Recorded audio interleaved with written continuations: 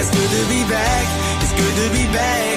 It's good to be back in a tailgate downtown. Yeah, it's good to be back. It's good to be back.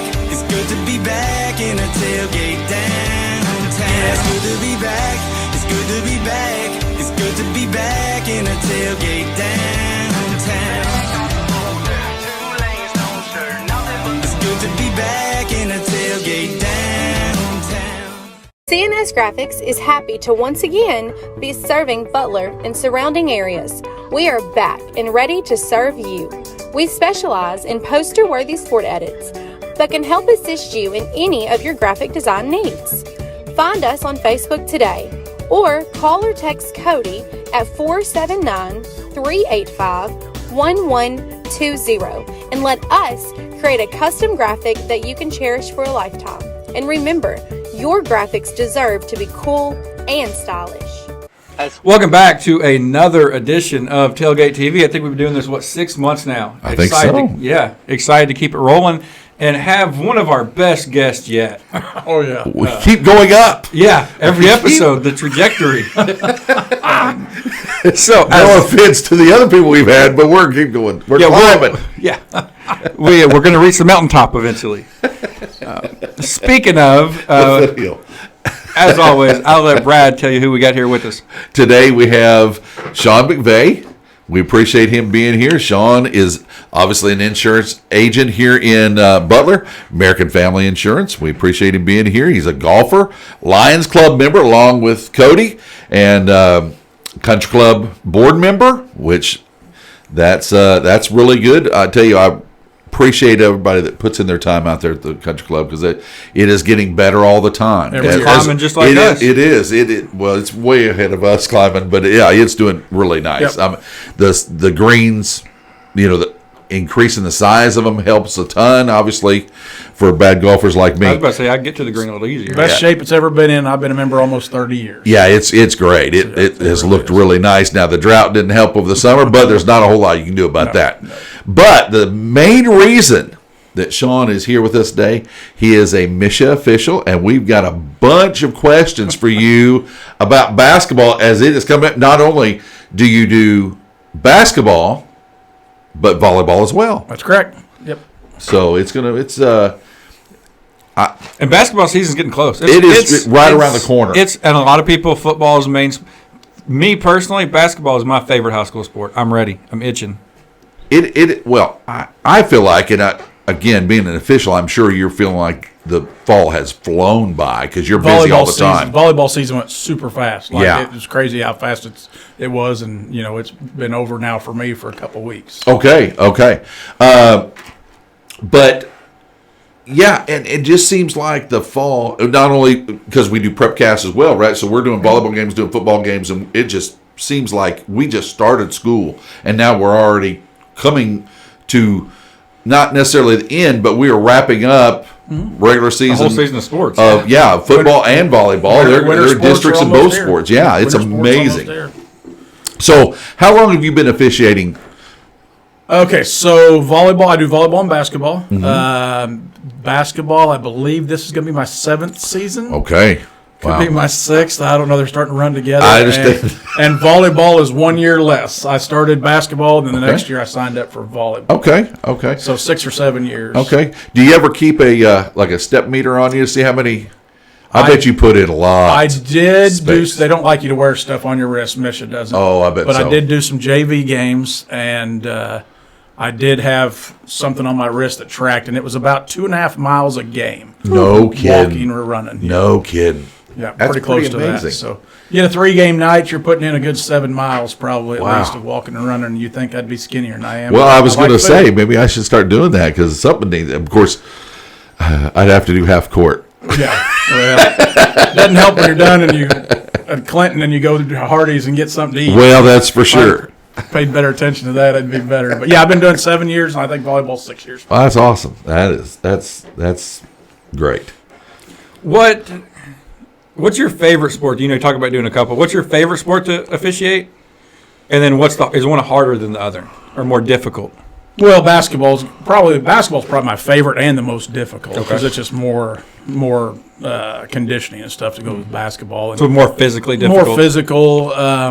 It's harder overall because it's kind of it's a sport where it's up to the official to make a call. And volleyball is kind of easy. It's either a lift, a double. If it hits the line one side or the other, you look at the line judge and they tell you if it was in or out. Now, there's sometimes you could overturn it if it's an obvious call. But, yes, basketball, because it's more of a judgment sport by the officials on what they see to call a foul and not call a foul.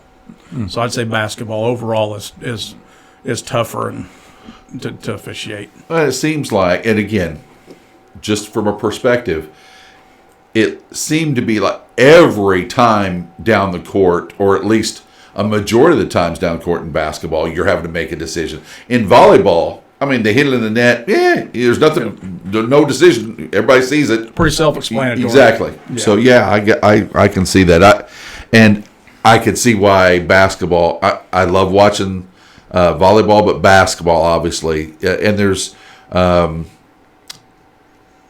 there seems to be not as many blowouts in basketball as there is in volleyball. You know, it can kind of be a Depends on who you're watching. I've seen Well, there certainly can be, but I don't want to throw teams out there, but we've seen some. We've seen Well, there's some. definitely some really good teams, Yeah. and there's some not so good teams. Yeah. So you're going to have some of it, but but overall, yeah, you're exactly right on, and it keeps a good flow and everything. So I've often wondered this because officials can get the brunt of a lot of emotion, especially in basketball. Seems to be that. Football, the fans are kind of away from the officials. They don't, they hear the coaches, but it's not really, that big. But basketball, they're on you, and they're right there and it's close proximity. But as far as coaches are concerned, what are some of the things and some of the ways that, because there's, again, angles, right? Your angle's different than the coach's angle, so he may not see it the same way you do. What's a great way to approach an official as a coach and say, I didn't agree with that? Mainly just to ask, Okay. what did you see there? Okay, coach, from my side, my angle, the player was straight up. It was clearly a charge call. Okay. More asking. Okay. And then we turn around as officials and ask them and say, well, coach, where was I at? Was I in a good spot to see that call? Like that. I So like you that. turn that question back onto them and say, where was I at, coach? It was 5 foot in front of me. I had a great view of Sure. it. What did you see? Where do you think I was? Right. You think I was out of position? Gotcha. So that's a lot of it. You can kind of turn it around. But Yeah. most of the time, just come and ask, hey, what did you see as as the official there? What did you see that I had a different angle of? I like that because that's because it is so emotional sometimes, and I've seen some coaches that I go, wow, he does a great job because you can see the interaction between the official and the coach be very cordial, and then you see some where obviously and I've seen officials do this too, so I'm not trying to let them on completely off the hook, but I've seen coaches get mad and say something.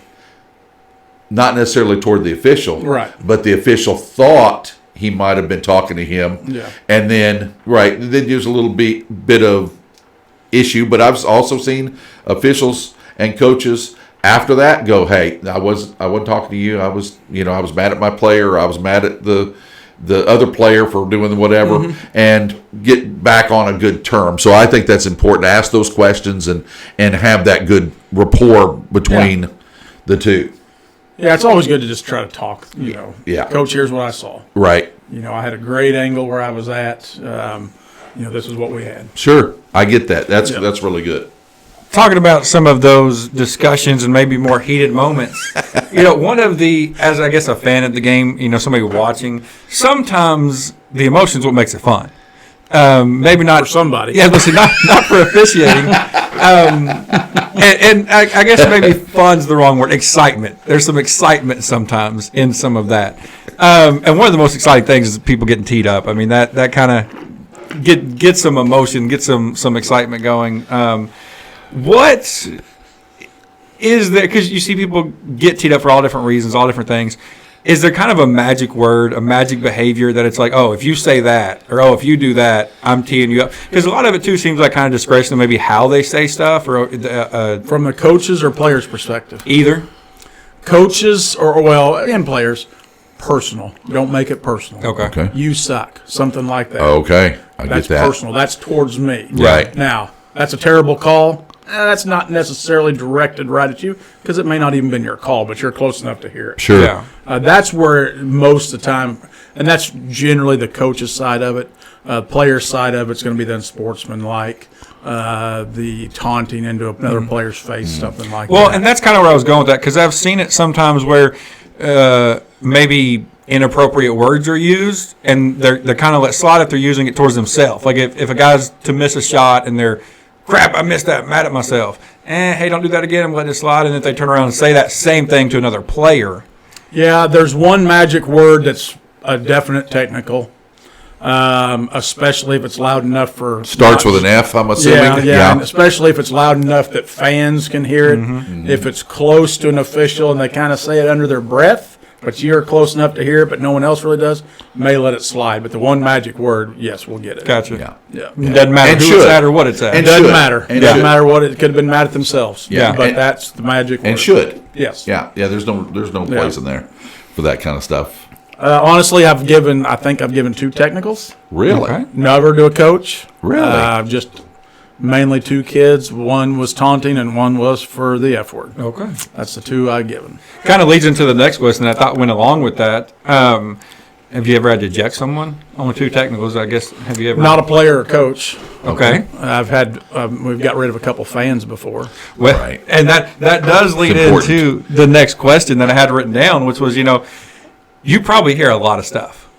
What's some of the craziest stuff that you've heard yelled, screamed, And said? not necessarily either bad, from- funny. I mean, either way, just something you've heard and you're like, man, hadn't heard that one before. Really, you don't hear a lot of it. It's generally the people that jump up in the stands and are pointing at you or doing something like that. Wow. Instead of a specific word. Gotcha. Yeah, I mean, the one that was kicked out, a parent, it was pretty much his daughter had bumped into someone, had a bloody lip, and he starts yelling at us that, it was because of some foul, but it was just incidental. Coincidentally enough, that happened to be the administrator on duty for that school for the night, and I've never done that. You just, the normal stuff, that's terrible, you're terrible, stuff like that.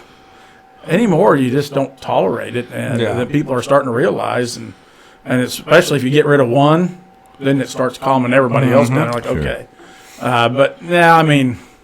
Well, it's a shame that it happens so much. I think that's kind of why everybody keeps talking about a referee shortage and official shortage, and that's a lot of the reason is people berating officials, and they have to understand, like you said a minute ago, you have a better angle, and that doesn't mean you make every call perfect all the time. Nobody does, but 9 times out of 10, you're going to have a better view of something than somebody sitting in the crowd's going to have. Got the best view in the house. Yeah. Where we're at, and it doesn't matter if it's volleyball, football, basketball, wrestling. We got the best seat. And a lot of it, basketball officials, is you got to move around and make sure you get that better angle. Sure. Because you do have to move. If you stand in one spot, you're going to miss something. It's just going to happen. So you got to work yourself with where the ball's at and go. But yeah, I mean, it's overall. I mean, just nothing. No one thing that sticks out to me that made me laugh or anything. People don't knowing the traveling rule, different things like that gets me.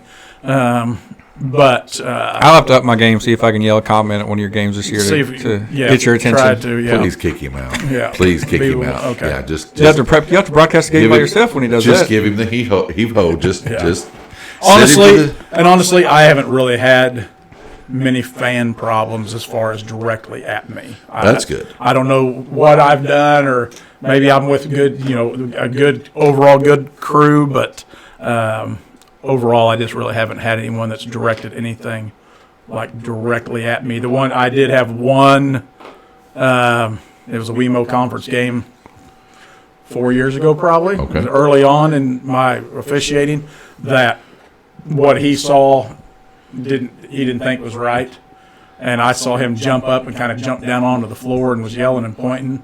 And I just went to the administrator as I was walking to report the foul, and she was already on her way to him. So it was pretty quick. But I don't really necessarily know 100% what all he yelled, besides he thought that was a terrible call. Well. But come jumping down off of it onto the floor, you're probably going to go home. Yeah, that's You're already on your way. And I do think it's good. Again, I don't know when this started. In my mind, I can't kind of place a year or a date on it. But having administrators there that are a lot more proactive than they have been in the past, I think has been very productive, really for the game as a whole. Yeah. Obviously, for you guys, it's that extra buffer. Just how people conduct themselves is a lot better. I've seen it from the youth level, all the way through, kicking people out for the rest of the year, whatever. I hate it because a lot of that times that goes toward their kids, right? It shines maybe not so good a light on their kids, and that's too bad too, because the kids are there because they enjoy what they're doing, and it can dampen that love for the game, and that's too bad. Well, I've always said when it comes to Little League stuff, I used to do a bunch of Little League stuff. Right. I don't do as much of it now because I'm so busy through the week. Sure. I don't feel like spending my Saturday mornings running up and down the floor. But I've always said once a parent signs up for their kid to play a sport, that one of the parents has to sign up to ref. It should be a great idea. At least one game. Yeah. To see what it is. Now, I've actually helped with like Adrian's Little League. I actually go up there, and they have some of their high school kids that are going to officiate. Right. I'll go up and do a little clinic with That's them about good. an hour and kind of show them some of the stuff that we see or what we're looking That's for. wonderful. So Well, and typically those are basketball players that would do that, right? So that helps them when they play basketball. No, this is why you're to calling see. this. This Yeah. is what you're looking Yeah, for. I see. yeah, so I've always that's just what I've always felt with Little League. It's always a great idea. But no, it definitely does. Definitely makes it look as a negative light could be on their kid. But When No, go ahead. when you're officiating basketball, is there calls that are harder to make than others? What's kind of maybe the hardest call if there is well, the one? block charge is going to be the toughest. Okay. Because that's pretty much. Do you think the person's moving? Remember, the person can move as long as they've established defensive position.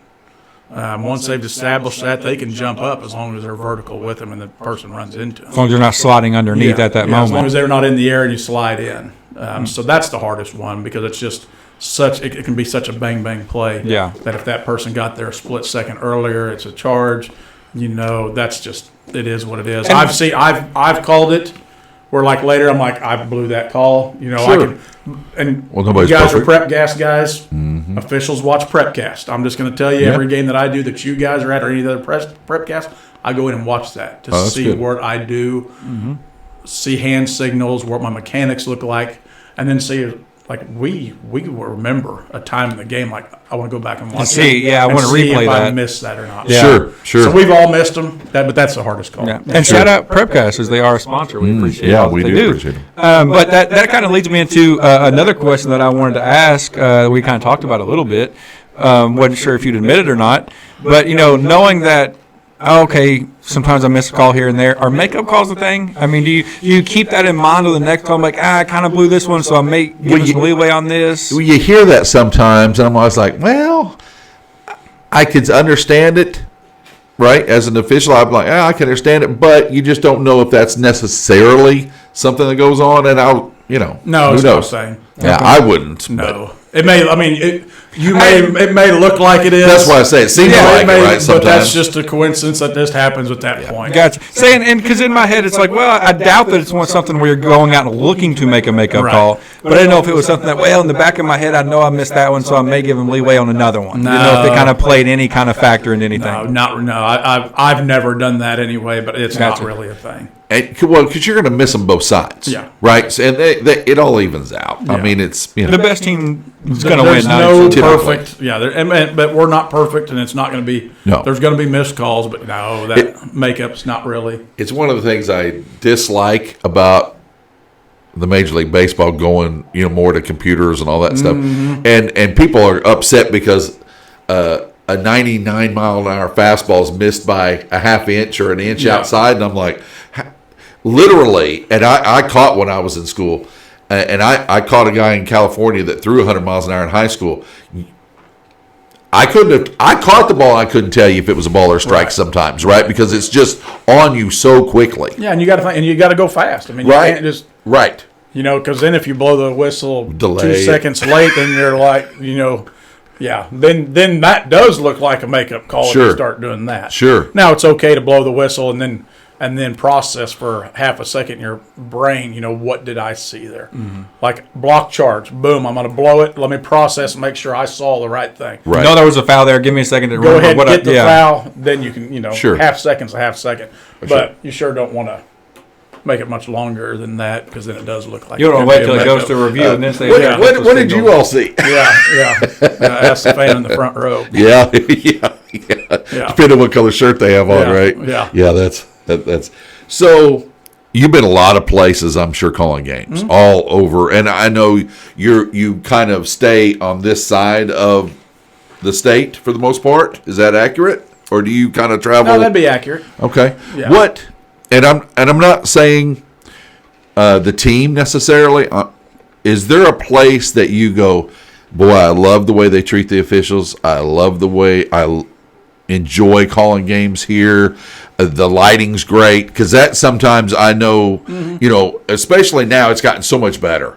But when I was a kid in school, some of the places you go to, boy. Well, they didn't all have lights back then. Well, did they? I was going to say that. Roll out Candles. Yeah. Candles going a bunch of them. But Candleman. places that you really enjoy calling games, and I'm not going to ask you to like kick one out or say this, but just overall. Oh, I mean, I will say most of the rural schools treat you much better. Okay.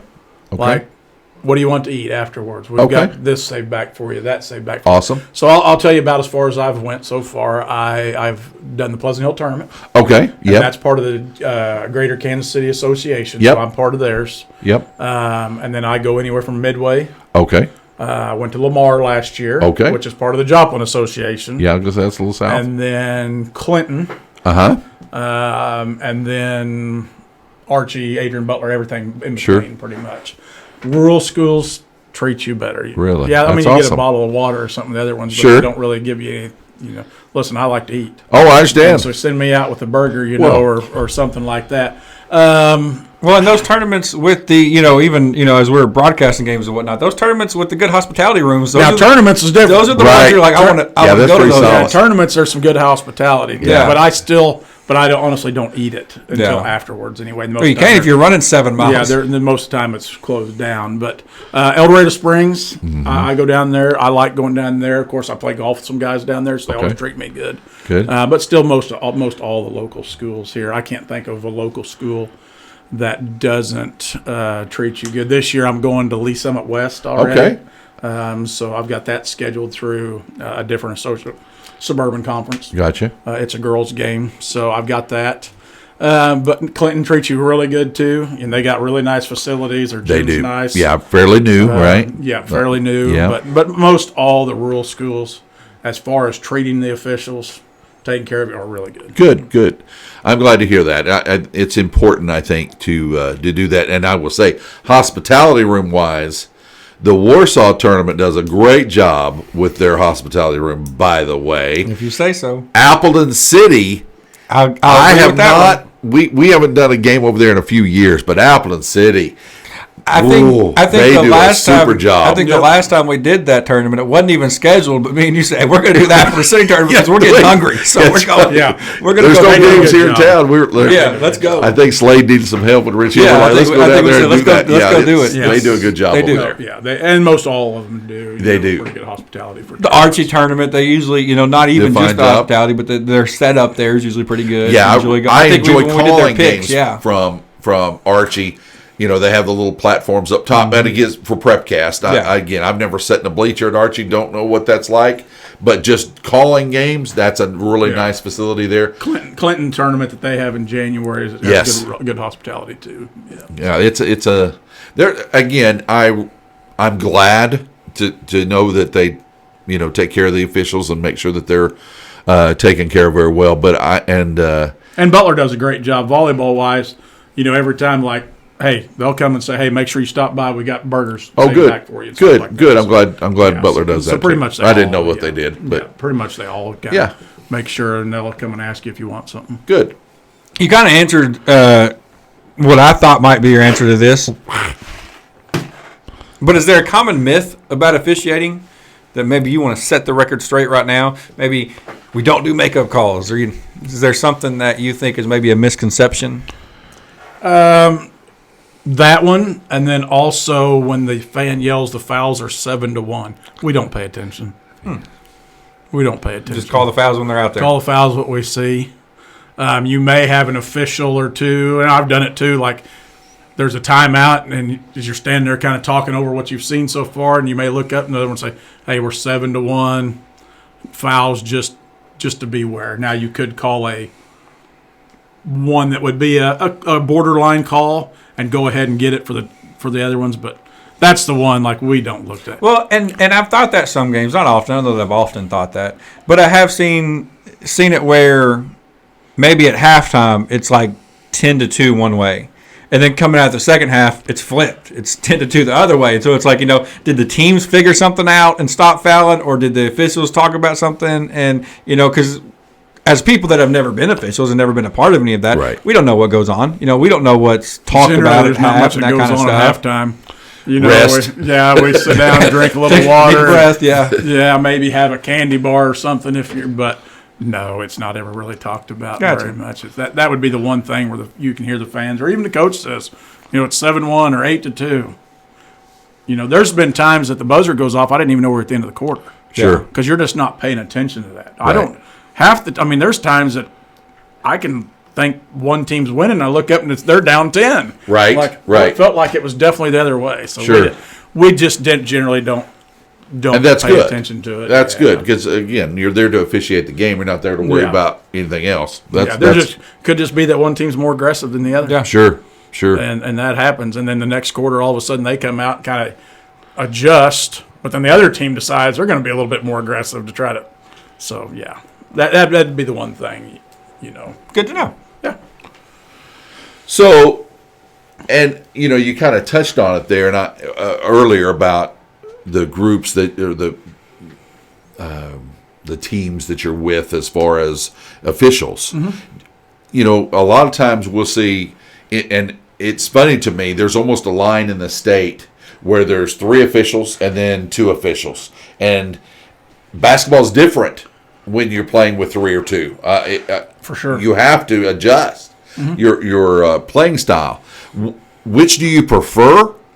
And again, I think for the most part up here, you do a lot of 3 up here. Yeah. You said you went to Lamar. Obviously, that's kind of past that line. Was it a 2 down there? No, it was 3. Was it? Okay. So have you ever done 2? Oh, yeah. Okay. Oh, yeah. Yeah, there used to be some, and there still are some. Okay. Montrose is going to 2, still does 2. Okay. They pay pretty good, $90 a game for 2. Sure. A little smaller court, too. Right. Hume used to, but they're going to 3 now. Okay. It's just much easier in a 3-man game. Okay. Because we look at areas. That's what I was going to ask you. So when you have your area in a 3-man is much smaller than that area in a 2-man. Gotcha. And generally in that 3-man game, you're not going to call something that's in front of somebody else. But in a 2-man game, they may not see that. Okay. So 3-man's so much easier. Okay. I mean, it's just is. But all of them. And don't you think it's officiated better in a 3-person? Yeah, probably. Just because there's another set of eyes. Another set of eyes. Yeah. Yeah, it's going to be definitely called better. Okay. Because you just don't have as much to look for, and you kind of stay in your area. Most all of them I'm doing this year, I think, are probably all 3. Okay. Sometimes, and a lot of times schools don't do it because of its cost. Sure. That's kind of my question: is the reason a shortage? Is the reason the cost? Well, what's both. kind of the reason? It's a little bit of both, but if you can get by with paying 2 of $180 for a night, or a person, as opposed to $270 a game, small schools, that's a big deal. Yeah. Sure. So mostly around here, if you want to talk game wise, how much each game's getting paid, varsity's roughly $90 a game. Okay. That's an 8-minute quarter. Okay. JV, which is usually around 70 to 75. I think 75 is a lot of them.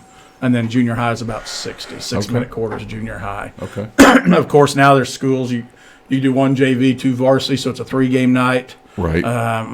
If you're doing a 3-game night, you want to have 3 officials. Oh, yeah. Unless it's junior high, but anymore, these kids are fast. Oh, boy. You got to try to keep up, and yeah. Yeah. The older I get, the quicker they get. It That's seems like. no kidding. Right. And that's where the 3 helps weights and all too. that stuff. Yeah. I don't know if sure. they're getting quicker or you're getting slower. Well, I didn't say that. I just said. Yeah, that's part of the 3-man too. Is you're making sure that you're able to cover, because our general idea is to box the kids in, make sure that we have them boxed in. 3-man, it's more of a triangle in. Gotcha. But you want to make sure the high guys higher than the last player that you and then the low, so Sure. try to box kind of 2-man. You try to box everybody in where you can kind of have an idea. But 3-man's just that much better. But it's expensive. Sure. Sure. You just do 2 varsity nights and you got 3 guys. Right. That gets pretty expensive. Sure. So, and I've often wondered this, and again, because I've never been official, I just see it.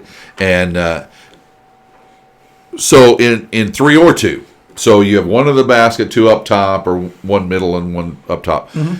When you call a foul, and I've seen it happen both ways, and more I've seen this on the traveling circus, shall we call it, of basketball and things like that. Call a foul, they switch places. Mm-hmm. You don't see that much in travel basketball. You'll see guys call a foul, and they'll stand where the ball is and do hand signals over or whatever.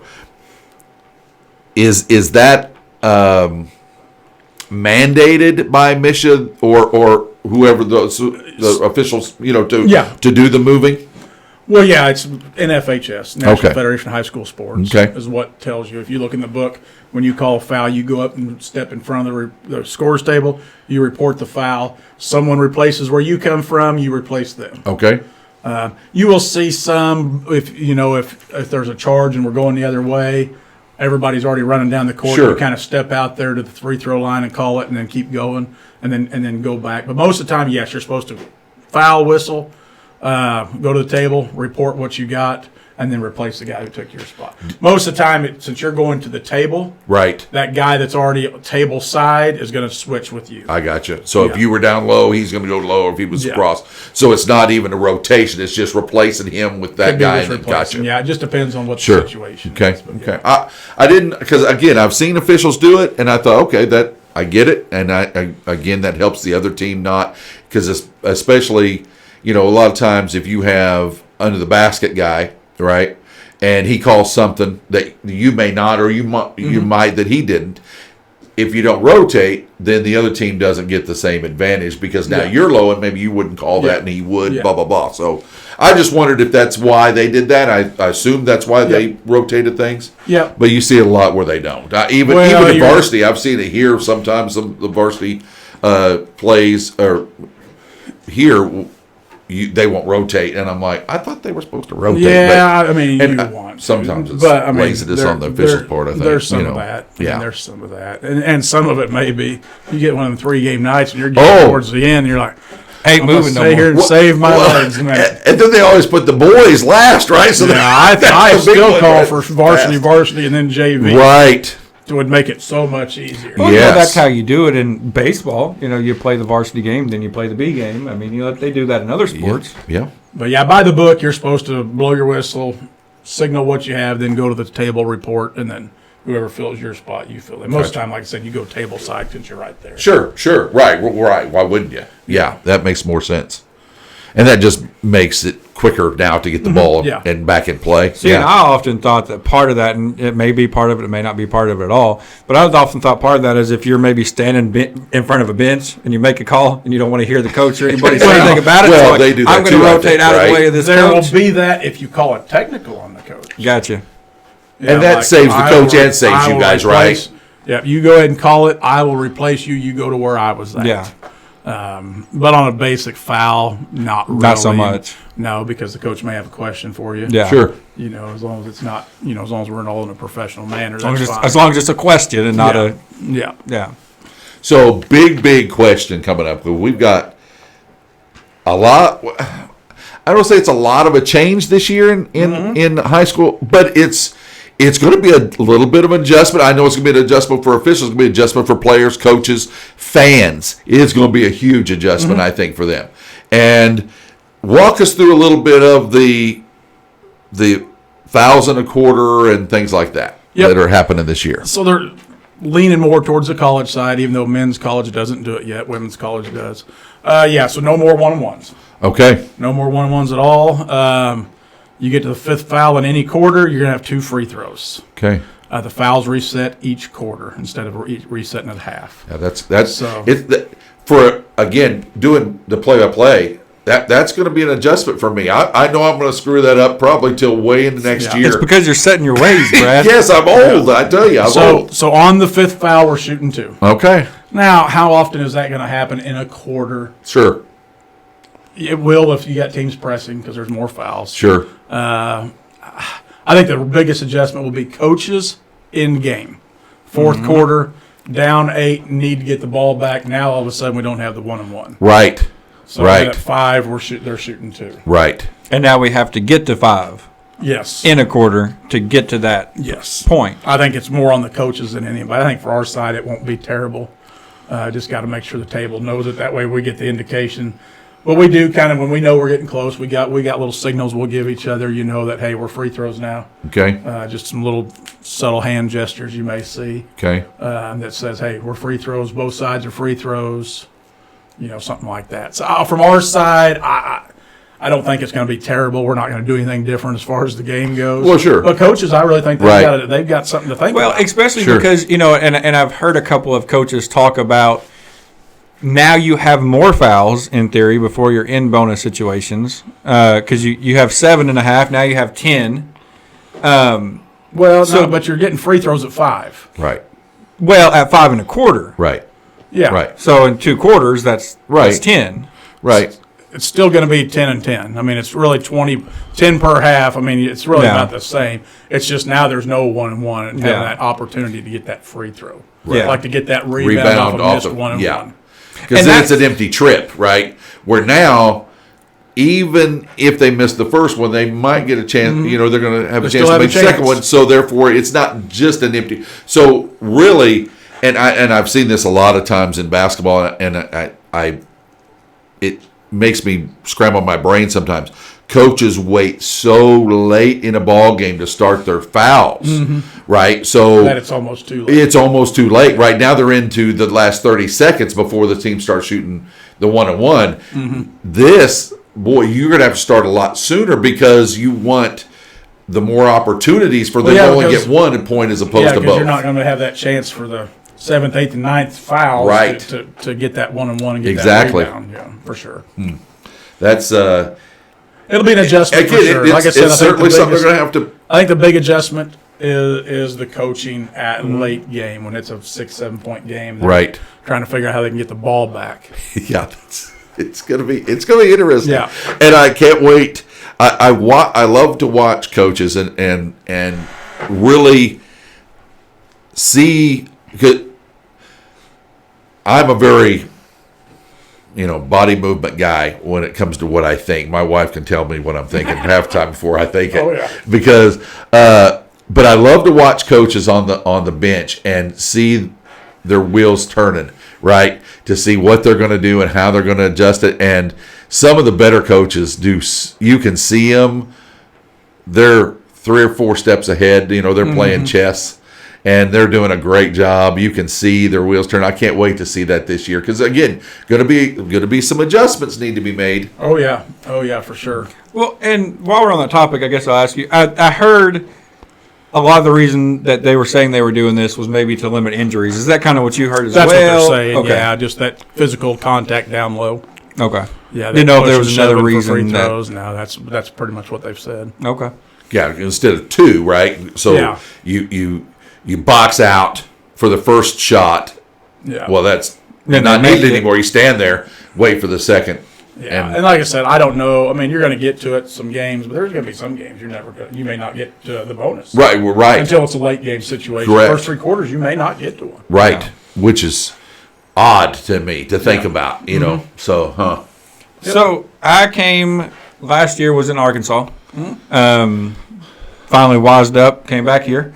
But in Arkansas last year, in high school, they started with the shot clock. Their first year doing it down there, got to be a part of some of that. And it was a 30-second shot clock, 25, 35? I believe it was 35. 35, okay. 35 seconds, which to me I thought was a good amount of time. Good number.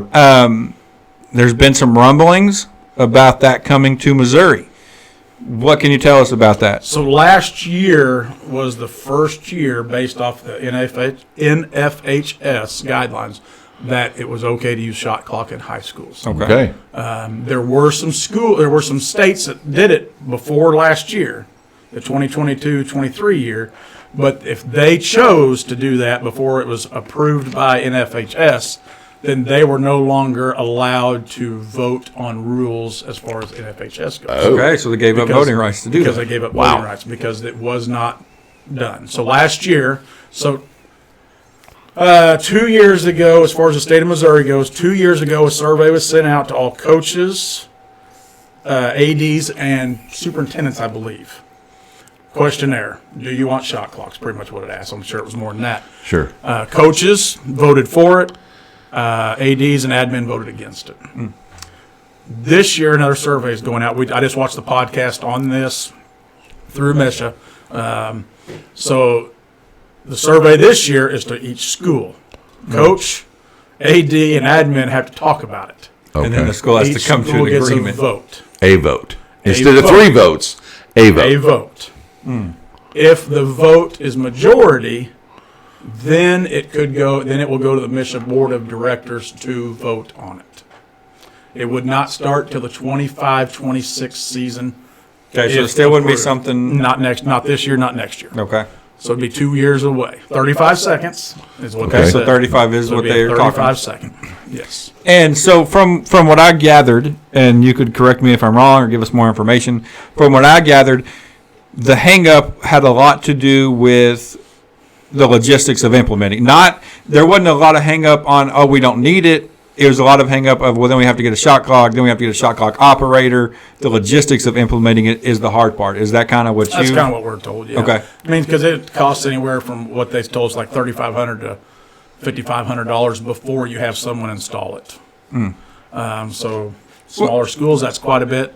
Then you got to find that third operator, or third bench personnel, or because you got the clock, the book. Now you got to have someone just for shot. And those volunteers are hard. And that was like when I said, I was a part of in Arkansas. That was usually what I was, because I'd show up and, hey, you know how to run a shot clock? Can you do this? Because nope, we don't have anybody. Well, and that was kind of what we saw was. And most of the time, those aren't volunteers. Those are a paid They're paid person. a little bit by the school. Right. They got to find so there's more money. Yeah. And it makes really a lot of sense when you see coaches voting for it and the people that have to do with Have the to write the money. paycheck. They're like, Say the no, bills. Say it no. Let's don't do that. Now I feel taken advantage of. I did it all volunteer. Well, I want some money from you you guys. get what you pay for. Yeah, so that's so Iowa did it as well. So Michigan really watched Iowa really closely.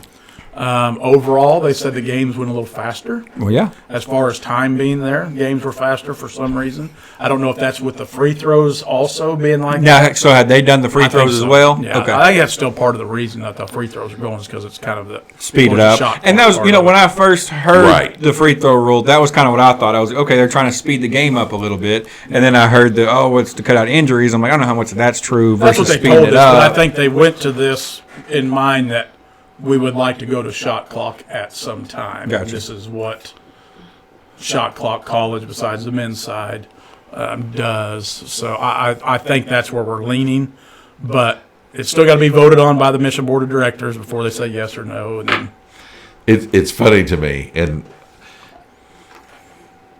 they want to shrink down, and not shrink down. That's make basketball quicker. But then they add another set to volleyball to win, right? 3 out of 5 as that's opposed to what 2 out of 3, college and is. I'm like, my goodness, what are we doing? that's because that's what college is on that. Man. I would rather a long basketball game than a short Well, volleyball. my thought is that typically in high school, if you win 2, you're going to win the third. Even if they win 1 in there, you're going to win. You'll go 3-1 a lot more than you're going to go all the way to 5. And typically whoever wins 5 is going to win 2 out of 3. So Most of the time. That is true. and I'm sure there's times when that doesn't. But it just seems funny to me, right? They prolong volleyball, but then they want to shrink down. And what that we Make it also quicker. told in that podcast was there was really only a couple times a game that they even got to the shot clock was running out. Oh, I bet. Yeah. But that's still something else that as officials we got to pay attention to. That's Mm-hmm. another one. Instead of just at the end of every quarter, now we got to pay attention every time it gets below 10 seconds. Well, and not only Right. that, especially in the beginning when you have shot clock operators that are maybe just learning it, you'll have to pay attention to make sure it's getting reset. Yeah. I mean, you have to be like, oh, it's, not just are you looking at when it's under 10. It's just but you're another looking- layer. Yeah. Right. But I think it's going to be there at some point. I just don't know. Like I said, if it gets approved and everybody does it, it'll be 25, 26 Yeah. school year. So still some time. Still a couple years away before they do it. We can still have you on to talk about it again next year then. There you go. But we do have some ending questions. We have a fun little ending segment. So I have some true or false questions Rocket here for you. fire. And we're all over the board with these true and false questions. Oh, some boy. are crazy, some are fun, some are stupid. Mainly Stupid that. ones are ones that Brad came up with. Mainly that. No, they're not. In 1920, a quarterback handed the ball to an official instead of his running back because they were wearing the same color. That's when they started wearing stripes. True or false? True. That is true. How'd you know? You're so smart. It makes sense, Like, right? yeah, Yeah, it it makes makes sense. sense, Yeah. Interesting. Yeah, Golf. right? Yeah. Golf is one of the only two sports to be played on the moon. False. That's true. Oh, okay. Yeah.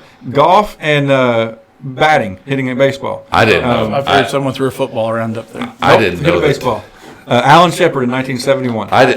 You see the golf swing a Yeah, lot, you see right? the But golf I didn't know there was baseball up there. Yep. I said false as well.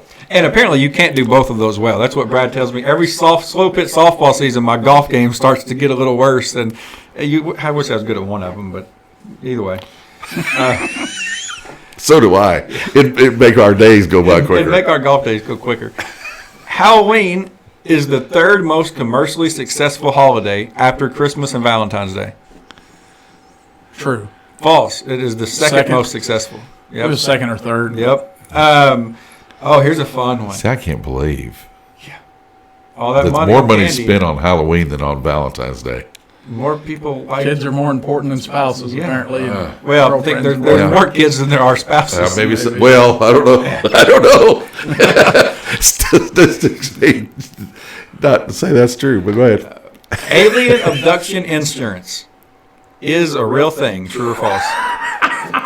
I've never wrote that, so false. That is true. Since 1987, I have to write some of that. 100,000 policies have been written for alien abduction. And get this, 2 of them have paid Paid out out? claims. For alien I was going to abduction. ask how many's been paid out. 2, at least it said at least 2, so there may have been more, but at least 2. Did they find the people? I'm not sure.